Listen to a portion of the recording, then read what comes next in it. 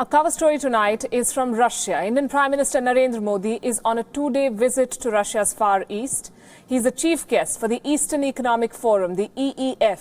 This is an event organized by the Russian government to boost its partnership with Asian countries.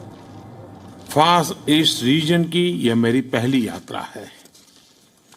Eastern economic forum के लिए मुझे आपका निमंत्रण बहुत सम्मान का विषय है।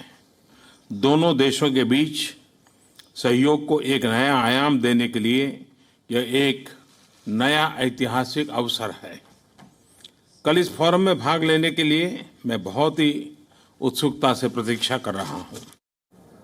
Ahead of the forum, India and Russia held bilateral talks. They signed 15 MoUs, that's Memorandums of Understanding. They covered areas like connectivity, deep sea exploration, space, energy and more. Let's bring you the 5 big takeaways.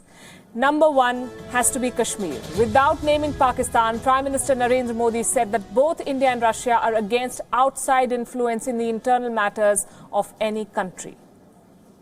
हम दोनों ही किसी भी देश के आंतरिक मामलों में बाहरी दखल के खिलाफ है। Well, this statement is significant both for the content and the setting. Mr. Modi was speaking with Russian President Vladimir Putin by his side. This signifies that the Kremlin supports Delhi's stand on Kashmir, and this has been Russia's position. Even when Pakistan and China raised Kashmir at the United Nations Security Council, Russia stood by India. Today's statement leaves no doubt on where Russia's loyalties lie. And that brings us to the second major takeaway, space partnership. Russia will train Indian astronauts. This agreement gives the Gaganyaan project a major boost. India plans to send 3 astronauts to space by 2022. Russia's space agency Roscosmos will help train them at Russian facilities later this year. The plan is to train 4 astronauts for Gaganyaan. ISRO will begin selecting them soon. They will undergo a 15-month training. Then they'll undergo vetting again, and the final team will be trained for another 6 to 8 months. The third takeaway now, and that is connectivity. This is a big idea, connecting Vladivostok to Chennai.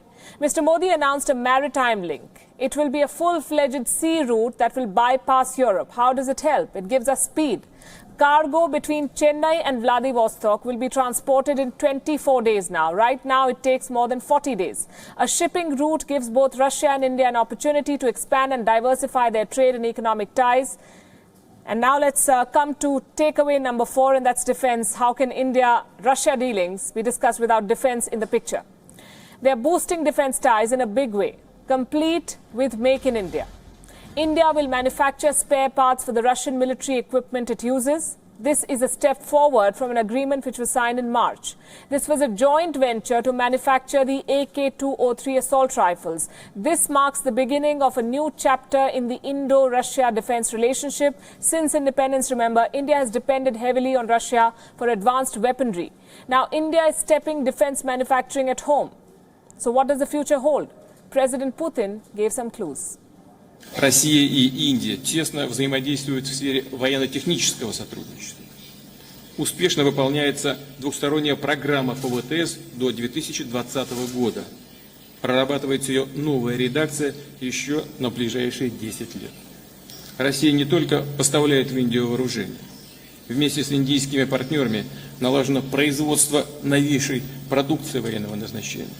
Реализуются совместные проекты по выпуску в Индии стрелкового оружия серии Калашников, вертолетов К-226Т, ракетных ударных систем.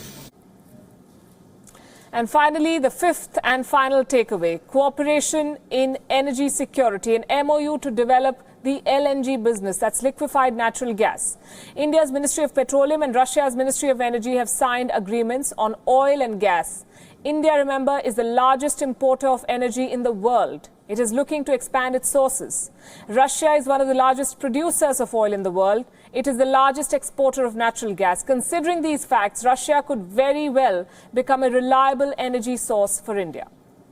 Sector में सहयोग के लिए 5 साल का road map और फार east तथा Arctic में hydrocarbon और एलएनजी की खोज में सहयोग पर सहमति हुई है।